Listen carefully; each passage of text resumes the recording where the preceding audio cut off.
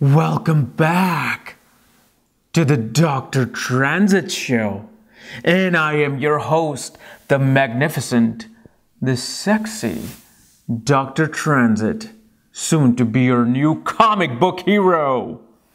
So yes, today we're going to be covering the wonderful, exciting, and man, the most eccentric month, April.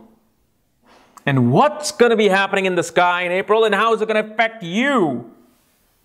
And remember, I don't spoon feed on this channel. I don't tell you what's going to happen to Aries or Taurus or Gemini people or Cancer people. Only the weak ones tell you that. I take you to the essence of the sky, the essence of the cosmic insight. That's actually an app by my main man, Dr. Urgent Pi, Cosmic Insights. So yes, we're going to be talking about the planetary placement in April. And like I said, like Dr. Transit says, I'm not going to be talking about every moon sign or sun sign. You have to learn this. You have to observe the sky. You have to go out there and experience the world through this planetary transit. And this way, you learn astrology. The best way to learn astrology, as they say, is observational astrology. So observe. Now, many people also ask, are these videos from our sun sign, the ascendant, or the moon sign? This is actually from your ascendant, which is your sanchita karma. The karmas that you're performing in this life. The karmas that are being recorded by Chitragupta, the man above or below or somewhere, who's keeping accounts of every action we do. But from the moon, the transits from the moon show your prarabdha karma. What is to happen that cannot be changed. So study from both ways. From this way shows where our actions are going to be. We don't know the results of them because we're just performing these actions. But from the moon, it'll show the transit of a certain planet, what it is going to do.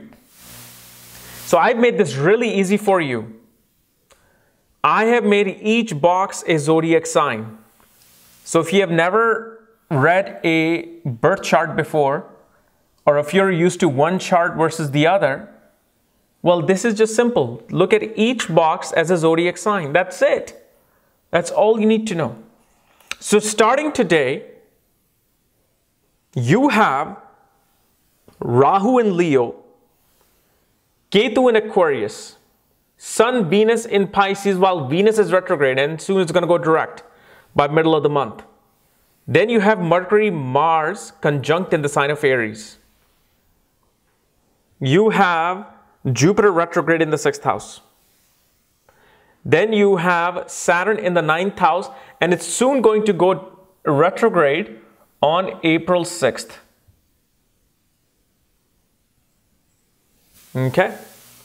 So it's stationed right now. When a planet is stationed, it is extremely powerful. Why? Imagine Saturn as a messenger. Saturn has to travel. Saturn has to move. Its job is to move. But the thing is, especially stationed Saturn becomes very powerful because Saturn is a planet that moves slow. Due to the mythology of Saturn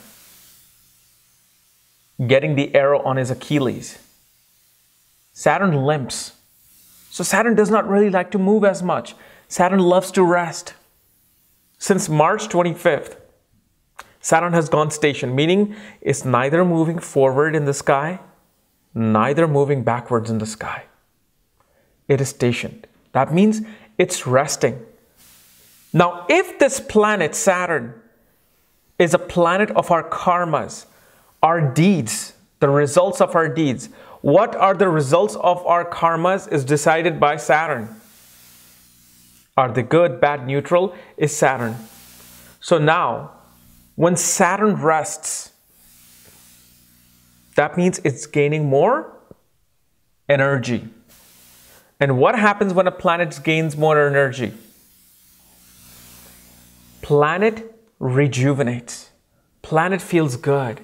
So if Saturn was mad that, well, God, Brahma, Krishna, or Shiva is making me move and give these karmas to you guys, I have to keep doing it because I'm a planet and that's what I'm supposed to do. But I need rest, man. I need to take a chill pill, man. I need to take like Gatorade or something. So now when Saturn finally gets the chance or time to rest, it feels great. It feels like, yes, I can finally gain something in my life. I can finally be nice. Like if you spoke to a moving Saturn, you're like, oh, leave me alone. I got to keep doing my stuff. I got to keep giving you your karma. Don't talk to me. But when Saturn is at rest and rejuvenating, Saturn is willing to talk. Saturn here is willing to listen. This is why Saturn becomes very powerful when it's stationed. And because it's our karma are being realized. Imagine if you're moving. Do you really get to realize things in life? Do you get to smell the roses? That's why they say, stop and smell the roses sometimes. It helps you understand yourself. Now that Saturn is stationed, it helps you understand your karmas. That why are my deeds doing this to me? What is going on in my life? What karmas do I need to change in order to bring progression in my life? And especially anybody born while Saturn is stationed, they're extremely powerful people because they are bringing karmas which are neither to be repaid back or to be cured. This is why stationed Saturn brings people that can change the world. Being in the sign of Sagittarius, of dharma, religion, philosophy, spirituality, gurus, teachers, preachers, counselor, advisors, pilgrimage, Saturn is making you realize that if you do not perform your duties towards God, the higher supreme, the source energy, if you do not discuss and broaden your horizons with other people about what life is, I am going to have you pay back about that. That's what Saturn is. When it goes retrograde, you have to pay attention to the previous karmas that you performed. Not just in the last 2.5 years, but perhaps throughout your life. Saturn retrograde is going to have you come again and clean up the karmas in Scorpio.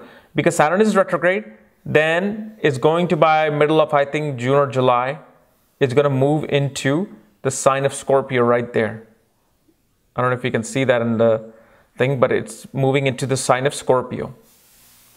So once it moves into the sign of Scorpio, whatever you have been doing for the past 2.5 years, go back in your life, whatever you're doing in the last 2.5 years, well, it's going to be intensified. Like for me, Saturn being in Scorpio in the past 2.5 years has made me learn more astrology than I ever had in my entire life. I know more about astrology, more about planets, just within 2 years versus the 17 years that I was spending on astrology. This is why for me, Saturn in Scorpio was a blessing in the sky. When a planet is retrograde, it is more intensified. It'll be more intense than when it was just transiting direct in Scorpio. Why? Because when a planet retrogrades, it comes closer to the Earth in its orbit. So it's moving back. But from our perspective, we also see that planet coming close. That means you thought you learned something deep. You thought you went through a transformation in the past 2.5 years. Well, wait till it goes retrograde for 2-3 months, especially in Scorpio. Then you will see how suddenly you will go back and even learn the deeper meaning of transformation, deeper meaning of occult and mysticism. Like especially when it goes retrograde in Scorpio, and if you're an astrologer, if you're a mystic, occultist, you're going to have far more people coming to you for advice than ever before. Because of the fact Saturn represents the working class people. Saturn represents like the masses. The masses are gonna have to go through a transformation in their karmas. And this is why it's very important to realize this Saturn. And if in the last 2.5 years, when Saturn was in Scorpio, and there was this urge to do something, and you didn't do, well, guess what? Saturn's going to make you come back and intensify that urge. Saturn shows our sacrifices and commitment. Here, our sacrifice and commitment will be put to test in terms of transforming ourselves. We're going to have to sacrifice if we want to change. That's how it is. As above, so below. You want to you want a change in life, you want to make big changes, right? You're going to have to sacrifice something. For let's say somebody who's building a $1 billion device, let's say Oculus, of this guy who sold it to Facebook for $2 billion. He sacrificed what to create that product, that $2 billion product? Time, personal life, social life, perhaps some good meals as well. Oh man, I can't miss a meal. I cook every evening, man. I'm a chef.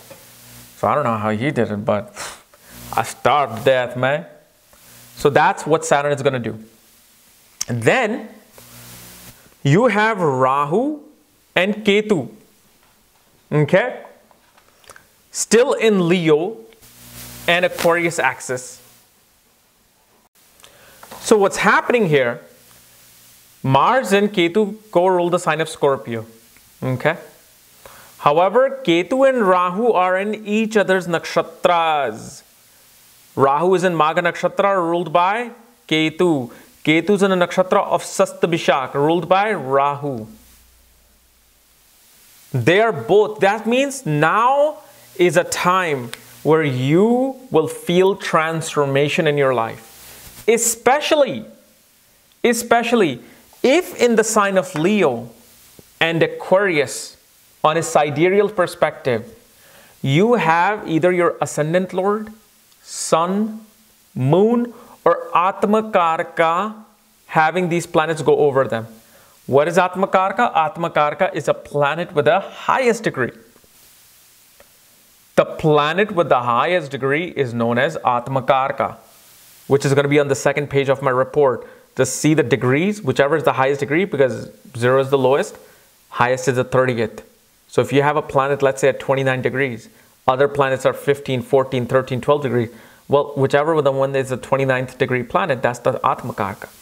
So they alone in the sign will not bring any transformation, but they will bring transformation if those key planets are placed in.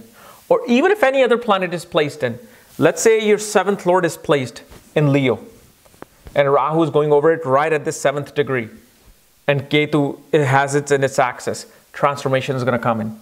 Because both Rahu and Ketu are about sudden transformation.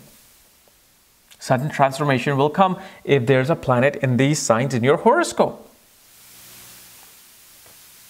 Then you have Sun, Venus in the sign of Pisces. Or I'm sorry, let's talk about Jupiter first. So that's that. And then Venus will still be there. Boom. Okay. Got it. So right now, Jupiter is still retrograde in the sign of Virgo. Oh my God, I'm like butterfingers today. I keep losing my pen. So Jupiter represents your values, right? Your dharma. It's your intelligence. Buddhi. Okay. Jupiter represents your teachers, counselor, advisors, your belief in like the higher self, higher religion. Jupiter being retrograde shows our dharmas are being questioned by us, by society. We are in a period where a lot of details have to be paid attention to and be criticized and be critical towards, are we following the right dharma or not? Because most of the time we're not when Jupiter is retrograde in Virgo.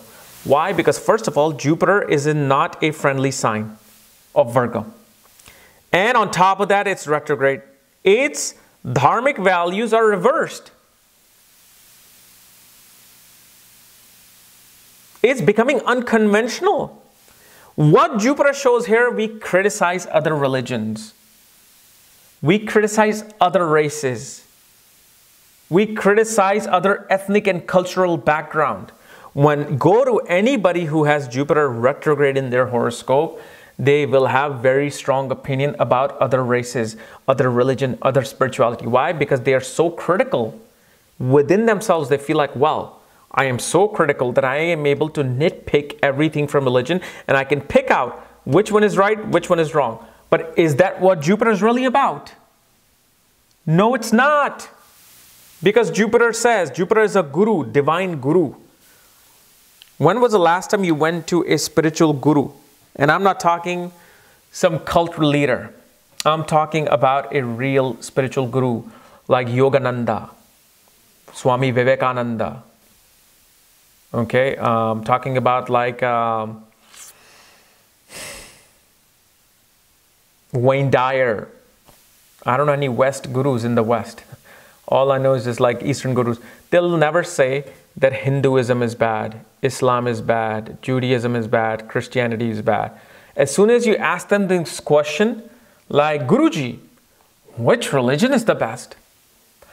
If they are able to legally, they'll probably slap you without getting any harassment charges. Number two, they will kick you out for even asking that question. Number three, they will simply explain to you how ignorant, stupid, and dumb you are to actually ask that question. Because qualities of Jupiter is that it does not criticize. It does not chooses. It does not discriminate. Mercury's job is to discriminate. That's why Virgo shows discrimination. Jupiter is exalted where? In which sign? This sign, Cancer. This is where Jupiter feels the best. Okay? Why does Jupiter is exalted in Cancer and is uncomfortable in Virgo and is debilitated in Capricorn? When Cancer is what sign? Sign of the mother, emotions, happiness, comforts. When was the last time we saw in majority of the cases that a mother does not like a child because child has a darker skin or child has a mole on the face or child has an extra finger or missing hand? When was the last time we see on common basis that a mother will do that? Hardly ever. Mother's job is to simply love. Love is all upwards. The energy of love is upwards. This is why if you are loving something, if you're a lovable person, are you going to feel down and get depressed? No. You're always going to go up. So Jupiter is exalted because Jupiter says, I don't care who you are. Okay? I don't care if you are this religion, that religion, if you're missing an arm, if you're missing a tooth. I will teach you. I will show you the dharma. This is why the term Brahmans is so misconstrued in the world, especially the people whose caste is a Brahman. Most of them are so strict about if you say, oh, well, I'm a Brahman too. No, you're not. Your caste is not a Brahman. How can you be a Brahman? How can you be born in a Brahman family? And yet these people are scientists, IT professionals. You know, they actually are teaching dharma. They don't know that Brahma or Brahman simply means a person who wants to seek knowledge. That's it. Any knowledge. Knowledge of learning about how to be a carpenter. Knowledge of plumbing. philosophy, religion, science, astronomy, astrology. You are a Brahman. This is why Jupiter, the Brahman, is exalted in the ascendant in Cancer, because it's those emotions of love that teaches us the best of knowledge. Our mother was our very first teacher. Showed us how to talk, how to behave, how to eat, how to do this, how to do that. So right now, all these qualities are reversed. So the entire world, you will see religious views being attacked, races, cultures being attacked. Once it goes direct, that's when Jupiter will finally have a breath of fresh air. In Libra, Jupiter does far better than Virgo. Although Libra is not Jupiter's friendly sign, but it's not a bad sign either. Jupiter is actually quite neutral in Libra. Libra is all about, being liberal, being diplomat. It's far less critical than in Virgo. But again, then Jupiter will negotiate. Jupiter will become a business person. Then you have Mars, Mercury right now in the ascendant. Mars, Mercury energy, you got to understand, as conjunction, makes our speech very harsh, very aggressive. Whoever in this world who's not enlightened and is a common folk, right now Mars, Mercury are together. Whichever sign that has Mars and Mercury, either from your ascendant, your moon sign, you will be outspoken about that house. Especially if Mars, Mercury are in your second or third house, you're going to be extremely aggressive with your language. To a point you may even curse a lot during this time. Our logic becomes very focused. Our statistical analysis becomes very focused. Our ability to calculate things becomes sharp. Because Mercury is calculation, Mars is logic and statistics. This is why whenever these two planets are conjunct in people's horoscope, you see them either as accountants, you see them as analytics, computer engineers, lawyers. Because for lawyer, aggressive to the point speech becomes very important.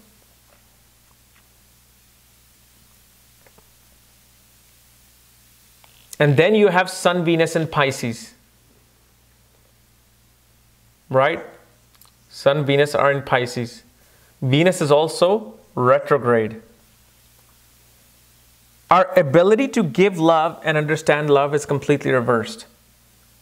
Being in the sign of Pisces where Venus is exalted, okay?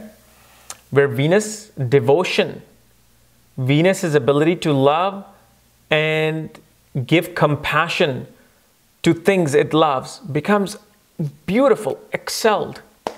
But when it's reversed, what happens? It's selfish about these things. Venus becomes selfish when it's retrograde. It wants to give love, okay? It wants to give love here, there, but only if it receives some love back. So this is why in certain Nadi texts, it's said that Venus is actually debilitated when it's exalted. One of the things that I've noticed that is true on a certain level. This doesn't mean that if Venus is retrograde, the luxury will go away and happy times will go away. No, it just makes Venus more selfish. And here's a little thing that I have realized about retrograde planets. Using this analogy, and it makes sense. When they say that a planet is retrograde but exalted, it acts debilitated. But when a planet is debilitated but retrograde, it acts exalted. But then here's another thing. If, let's say, Jupiter is retrograde, okay, in Virgo, Jupiter is not acting like Jupiter is in Leo. because in these texts they say it reverses. So, okay, so for example, when Jupiter is retrograde in debilitation, it's exalted. And if it's exalted in your birth chart but debilitated, it's reverse, meaning Jupiter becomes more selfish. Selfishness is the key to retrogression. But when Jupiter is in Virgo and retrograde, Jupiter is actually acting like it's in Pisces. Okay? So Jupiter retrograde in Virgo is acting like it's in Pisces. Why? Because remember, why they say debilitation or exaltation? When Venus is debilitated or exalted in Pisces but retrograde, why are we saying it's debilitated? Look at the sign across Venus is Virgo. Virgo is where Venus is debilitated. When they, like for example, they say if Saturn is retrograde in Aries, it's actually exalted like it's in Libra. Why? Because Libra is directly across Aries. Same thing I realized that when a planet is retrograde in like, neutral signs. If let's say Mercury is retrograde in Taurus, it's actually going to behave like Mercury is in Scorpio, directly opposite to it. So right now what's happening? Jupiter is retrograde, critical, criticizing this, and we are discriminating our ability to, understand things on a more broader level. But Jupiter is retrograde and acting like in Pisces, meaning it's really drunk about all these values of Jupiter. Okay? Because Jupiter in Pisces is its own sign. It should do good. But remember, it is still retrograde. It is our perception of how religion should be, what spirituality is, what dharma is. We're completely drunk about it right now. Right now. And a mundane understanding, we're drunk about it. If Jupiter was in Pisces, non-retrograde, it wouldn't be a problem. But Jupiter is acting like it's in Pisces, but it's retrograde, so it's going to act drunk. Like ask a drunk person about, tell me about religion or spirituality. They can give great speeches in there, but how much does it hold? The sustenance of it is not going to be great. Then by the end of this month, okay, Mars is going to come in Taurus and Sun is going to come in Aries. So Mars, by end of this month, is going to move into the sign of Taurus. And Sun is going to come into the ascendant in the sign of Aries, where it's exalted. So by April 15th, sorry, Sun is going to be changing its positions. So Sun is going to be here. Mars is going to be here. So Sun with Mercury exalted shows, first of all, that we as our soul, our character, who we are as the light into this planet, feels bright about our existence. Why is it that in April, if you notice April and May, people want to go to the beaches, people want to go and go into a very hot place and wear shorts and walk around? Because we naturally feel that warmth. Our total existence as human beings is relied on this one planet, Sun. This is why you see so happy people in April. Everybody started wearing shorts because it's now, spring, summer is here. We want to get out more. We want to do things more as human beings. We want to travel, take a road trip, because for humans, living is moving, or moving is living. We're not people who are supposed to be in front of like computers and texting and watching, like YouTube videos, unless you're watching my channel. That's the only channel that is allowed to be watched on a transcendental and spiritual level. So keep watching that, even in summer. But we want to get out more. We want to see the sun more, because that's who we are. We are light. Wherever sun is in your horoscope, Wherever sun is in your horoscope, that is where you find your light. That is where you find your true self. It's not who you are. It's where you find your true self. And then Mars goes into Taurus. Taurus is all about collecting values, valuable things, food, resources, sustenance, gems. So now, Mars being here, it's our energy. Okay? Our energy. Because Mars is our energy, our strength. Our energy goes into wanting to accumulate more, accumulate wealth, hoard wealth, deal with our money and savings. We're fully aware now. Energy is all towards, I want to get this, I want to get this. Mars becomes quite neutral in Taurus. But Mars says in Taurus that I am now going to exert my energy to collecting things. This is why, especially in the US, I don't know about anywhere in the world, this is why most of the toy conventions and comic cons occurs when Mars is in Taurus. When Mars is in Taurus, I noticed that in the last 2-3 years. That those conventions happen because why? We spend our energy in accumulating. We want to buy more things. We don't want to buy new clothes for the summer. We want to buy that new thing that is being, because now, remember, when Mars comes in Taurus, our energy is all about our values. More than anything else, it's about our values. Okay? So guys, this is my analysis of this coming month. Make sure to look at it from your ascendant, your moon sign, study this chart, understand astrology. Spoon feeding does not teach you anything. This will teach you astrology. So if you're new in my channel, subscribe below and subscribe to my original channel, KRS channel on YouTube. And if you need any books, reports, consultations, check out the links here or go to astrologykrs.com. Thank you.